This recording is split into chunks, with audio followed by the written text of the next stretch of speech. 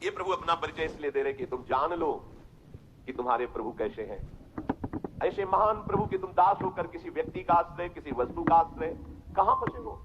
कहां हो तुम? राग द्वेष निंदा, कहां हो तुम? अभी तो तुम देह भाव में, माया में विचर रहे हो। अभी साधक नहीं हो, अभी उपासक नहीं हो। साधक उपासक तो हर जगह अपनी प्रभु की महिमा को देखता है। अणोहणीयान महतो महिमा। कुछ भाई ऋषि हनुमान प्रसाद बुद्धा जी ने अपनी वाणी में लिखा कि जहां से सुई के पीछे वाले छेद में धागा जाना मुश्किल होता है, हमारा श्री कृष्ण वहां से अनंत ब्रह्मांड पार कर देगा। अनंत ब्रह्मांड इतना सामर्थ्यशाली, कर तुम अकर तुम अन्यथा कर तुम। आप किसका आश्रय लें? ये सब मृत्यु के काल के कलेवा शरीरों को आम मानने वाले, इनका आश्रय लें।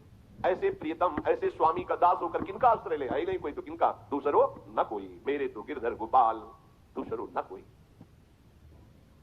अनुस्मरित कहने का भाव है कि आप जब निरंतर चिंतन करेंगे तो आपको अलग से कुछ भी ज्ञान प्राप्त करने की जरूरत नहीं पड़ेगी। यही खास बात है। अगर हम निरंतर भगवत स्मरण कर रहे तो सच्ची मानिए, जो भगवान शंकराचार्य को ज्ञान है वही आपको हो जाएगा ज्ञान। जो भक्ति आचार्यों के हृदय में, वो आपके हृदय में आ जाएगी, क्योंकि भगवान का नाम ही आचार्य है, गुरु है, ग्रंथ है, पंथ है। सच्ची बात कह रहे हैं, यहां टिकना बड़ा कठिन होता है। अगर नाम चल रहा है तो कोई ऐसा ज्ञान नहीं है जो आपके हृदय में प्रकाशित न हो जाए, पर इस पर विश्वास नहीं होता। व्याकरण पढ़ करके बहुत अच्छे संस्कृत के लक्ष्यदार भाषण दिए जा सकते हैं, लेकिन सत्य सच्चिदानंद से चित्त जोड़ने पर बात बनेगी। और आगे जब बढ़ेंगे तो अंतःकरण धर्म से त्याग वृत्ति होकर जब स्वरूप की तरफ, कोई पढ़ाई लिखाई की वहां गुंजाइश ही नहीं। प्राय भटकना मिटता नहीं है। बड़ा अच्छा लगता है जब अपने आगे लिखे व्याकरणाचार्य या शास्त्री मध्यमा जब आगे लिखे तो बहुत अच्छा लगता है। जब आगे लिखने के लिए कुछ है ही नहीं है तो फिर एक ही अच्छा लगता है, प्रियालाल के सिवा कोई। और ये बात समझ में आ गई तो सब आचार्यों का, सब महापुरुषों का मत आपको प्राप्त हो गया है। ये बात समझना कठिन। जिन्होंने कभी स्कूल नहीं देखा, पढ़ने नहीं गए, ओ राम राम राम राम या एक ओम द्वि ओम तीन ओम ब्रह्मबोध संपन्न, उनकी वाणी और वेदांत के सूत्र मिला लो जाके, उनकी बोली हुई बात वेदांत में होगी, शास्त्रों में होगी, ढूंढ लो। क्यों? वो निरंतर नाम में रखते हैं। बहुत ज्ञान, बहुत विद्या और संसार के ही भोगों में रती। क्या विद्या? विद्या पढ़ी कर तो फिरो औरन को अपमान, नारायण या विद्या नहीं, सब विद्या धूरी समान, किस काम में आई? अनुस्मरे, एक भी क्षण व्यर्थ मत करो, सबका सार है भगवत स्मरण।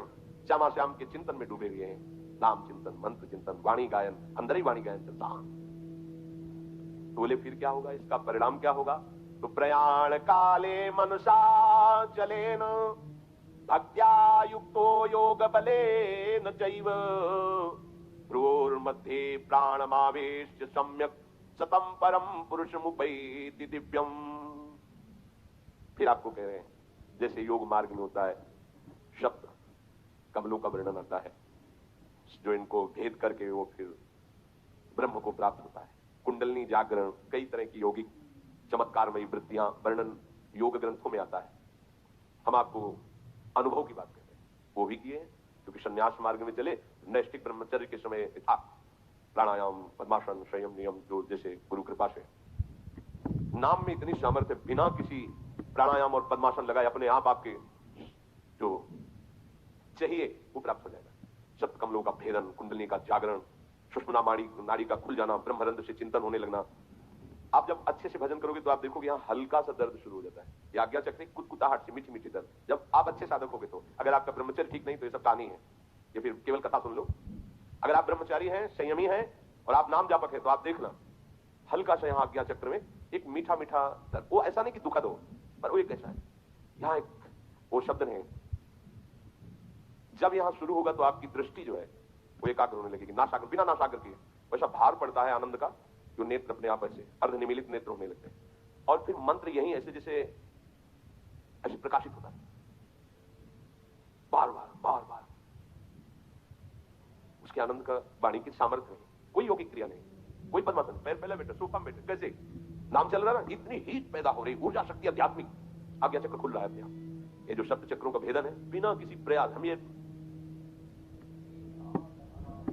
पूरे शरीर में कंप शुरू हो जाएगा। अगर आपको एकाग्रता पूर्वक नाम जप करें तो संभाल नहीं पाएंगे, मतलब एक एक नस नाड़ी कांपने लगी, जागृत हो रही कुंडली। नाटक करने की जरूरत नहीं, इसमें नाटक नहीं होता। जैसे आए थे कि भाई कुंडली जागृत हो, जैसे किसी को भूतावेश नहीं होता हो, ऐसे ये बहुत गंभीर मुद्रा होगी, और संभाल रहा है बस शांत एकदम भगवदाकार जागृत हो रही। कुंडलनी जागृत करने में यौगिक क्रिया में धोखा हो सकता है। अगर कुंडलनी का मुंह जरा से नीचे हो गया, मान के विचारी हो जाएगा, भ्रष्ट हो जाएगा। नाम जप की अगर वाला शब्द नहीं है, सीधे जागृत। कौन सी सिद्धि है, कौन सा ऐसा परम लाभ जो नाम जब से नहीं प्राप्त, जब कुंडली जागरण का फल क्या होगा? भगवत प्राप्ति अगर ना हो तो किस काम करेगा? नाम सीधे फल की प्राप्ति कराता है।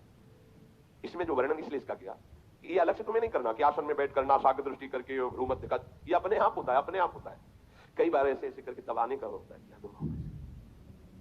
बहुत समय तक हमने गुरुदेव भगवान के पास सर दर्द की बाम देखी है, शाम के ऐसे ऐसे चिंतन से नस इतना मजबूत पड़ी, नस नाड़ियां निरंतर चिंतन के प्रभाव से 1 बजे रात्रि देखा गुरुदेव भगवान ने। कब सोते हैं, कब यमुना जी से हमारे तो सुबह देखा थोड़ा लेटे, कभी प्राणायाम कहीं वहां प्रश्न ही नहीं, हर समय सब जागृत हो जाएगा। सब जब आग लगेगी तो कुछ नहीं बचेगा, सब भस्म हो जाएगा। ये नामाग्नि ज्यों ही प्रकट होगी, सब काम क्रोध सब भस्म, सब यंत्र खुल जाएंगे, सब सिद्धियां आ जाएंगी। विश्वास करो, अलग अलग से एक एक ठीक करने की जरूरत नहीं, सब जागृत हो जाएंगे।